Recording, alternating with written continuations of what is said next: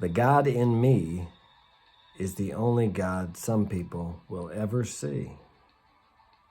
And so it is with you. God probably isn't going to come down here and reveal himself to you or to me or to most people. Maybe he does to some people. I'm not sure. But more than likely, God expresses himself through you and through me and through everyone in the world. God has been here, will be here, and has always existed. The same as you. You exist now, you existed before, and you will exist after this corporal body. Now, maybe you don't believe that. I looked it up on Google, and of course, if it's on the internet, it's got to be true, right? 95% of the population believes in some kind of a God. Now, when I'm talking about God, I'm not talking about that white-headed old man up in the heavens just waiting to smite you into eternal hellfire. I used to believe in that guy, and guess what? The God I see is the God he will be. And so it is with you. I believed in an angry, punishing God because when I grew up, my father was angry and he punished me. He loved me the best way he knew how. But his way of loving me was being strict and disciplined and difficult for me as a child. But looking back, I'm glad he was exactly the way he was. He's exactly what I needed. I would have never been able to get through the situations in my life were not my father, my earthly father, exactly how he was. He's gone now, been gone for maybe 10 years now. I was able to care for him for 4 years in his home before he passed because that was something I wanted for my parents not to pass away in a nursing home. That was a goal that I had since I was young. And God gave me the ability to be able to do that. There's a part of you and a part of me. I'll call it the God part, the higher self, universal mind. We are connected to that.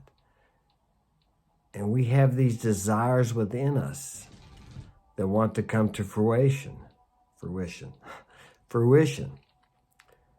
But our rational, logical, little I, as some people call it the big I, which is God. Some people call it the little I, which is our rational, conscious sense mind.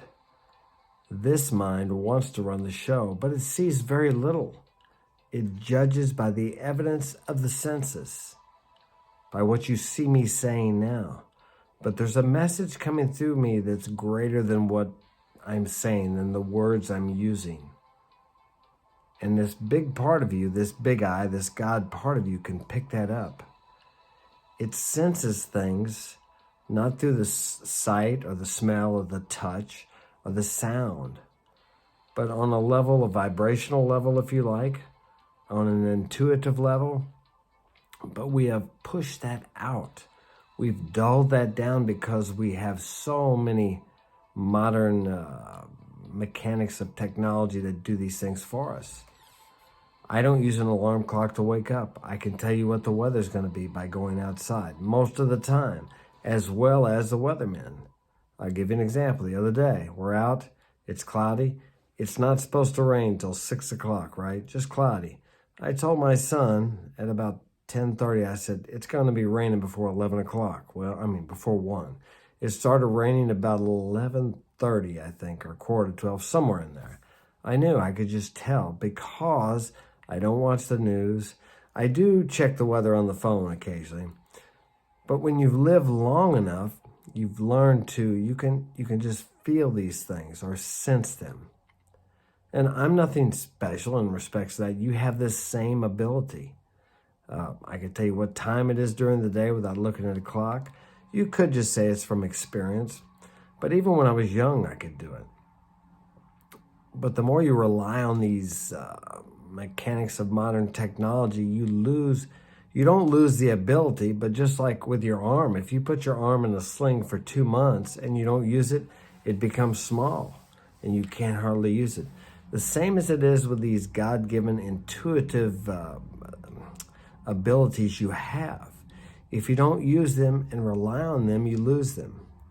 Haven't you ever gotten up in the morning, you got out, you're going to start your day, and something pops into your head out of nowhere that you should do a certain thing, or take a certain item with you, or call a person. But instead of acting on that intuitive desire, or that notion, that nudge, you don't do it. I don't need to call Bill. He's probably sleeping. I have nothing to say to him. And you don't do it. And then later on during the day, or a couple days later, you find out that Bill had a heart attack, or that during the day you should have brought in this certain thing with you because you needed it, but you couldn't see that in the morning. But a part of you told you the action you needed to take, but you rationalized it away. God told you, if you like, that God that lives in you and in me. If God is the all, that's what they used to call it back, I think, in the Hermetica, the all, because God is in everything. It's an energy, it's a power, it's a source, it's the atom, whatever you want to believe it is, but God is in each living and what we call non-living thing. Everything has a consciousness. Everything has a consciousness of God. Animals, plants, trees, rocks. We look at these things as solid things of mass that have no inert capacity or consciousness, when in reality they're vibration, they're atoms or molecules vibrating at such a rate that they appear to us to be solid, when in reality they're not solid. Yeah, that's hard to grasp. Now, I'm taking the scientists' words on that. Maybe that's wrong. You know how that changes all the time. But you intuitively know that everything is living. Everything is a part of you. But you want to deny it and think you're separate from everything. But you're not. Each of us have had those times where we intuitively knew what the other person was thinking. Or you both spoke the same thought at the same time. Is that a coincidence? Maybe. Some people say coincidence is God's way of remaining anonymous. I have coincidences all the time. Did I have them back when I wasn't into spirituality or metaphysics? Probably. I never noticed them. I become aware of them now. I become aware that there's something going on here besides what this conscious, rational mind can pick up with my senses, with the sight, the smell, the touch, the hearing. These things are limited, but there's a part of you and me that is unlimited. We need to tap into that if we want to live life to the fullest. And it has nothing to do with the conscious, rational mind. That mind has its place, but the bigger part of you is what really runs your life. Studies show that less than 5% of the actions you take during the day are conscious decisions. They were made before you actually took the action. These have been proven through tests. I can't explain to you how the tests work, but I'll give you a short version.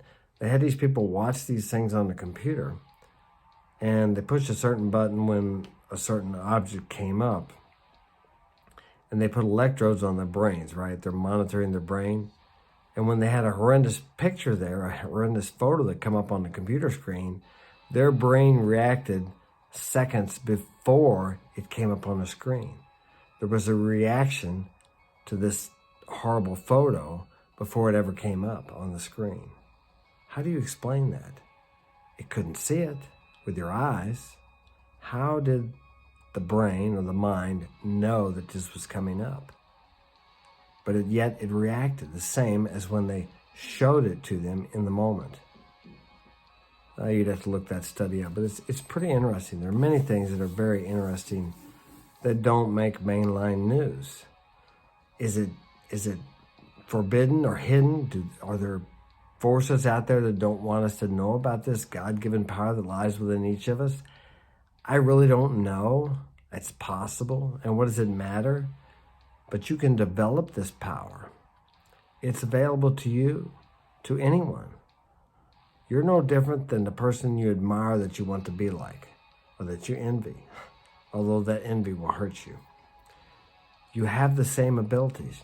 You have the same capacity. You're connected to the same universal intelligence, God, that person is.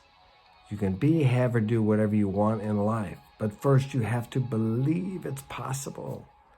If you don't believe it's possible, you'll never take the action. Your thoughts come from your beliefs, and your beliefs determine the actions you take. As a wise man once said thousands of years ago, faith without works is dead. Because your works or your actions will come from your belief or your faith that it can be done. I'm a firm believer in the law of attraction, but I'm also a firm believer in the law of action. You have to take the action. First, you have the vision. But what comes from the vision, what grows from the vision, is the actions you will take. Many people never start in the direction of their dreams because they don't know what to do. They can't see the fulfilled journey. They want to know everything they have to do to the end of what they desire. But everyone knows the first step. It could be as simple as making a phone call, reading a book, getting some information, Googling something. But they don't take that first step because they don't know what the second step is going to be. You don't need to know the how. I suggest you make a plan, and that will get you started. But that plan has to be flexible. It has to be malleable, so you can take in the direction and guidance you get from your higher self, from God. Then you will follow the correct path to get you to where you want to go, as long as you keep your eyes, your inner eye, on the vision, your mental vision of where you want to be, how you feel when you get there, how it's going to be. Not something off in the future, but as if it were right now. You are successful now. You have what you desire now. Think about when you're afraid. Are you thinking about something happening in the future? Of course, usually you are, but you're feeling it as if it's happening now. The fear creates an actual emotional, physical feeling. You have to take that same energy and put that into what you desire. Yes, it's harder. It's easy to succumb to the fear. And some people get paralyzed with it. It's a physical feeling when you're focusing on something you're afraid is going to happen. But you can do the same thing with what you desire to come to pass. Fear is a magnet, the same as faith. But it's faith, it's belief in positive in reverse. It's believing in the negative. And you give it power. I give it power when I focus on it, when I feel the fear, and I think it is near. A wise man once said, I've suffered many difficulties in my life, terrible tragedies, 95% of which happened in my mind. That's not verbatim, but you get the picture. True, and so it is with me also. The imagination. I think Seneca said, more people suffer in imagination than in reality.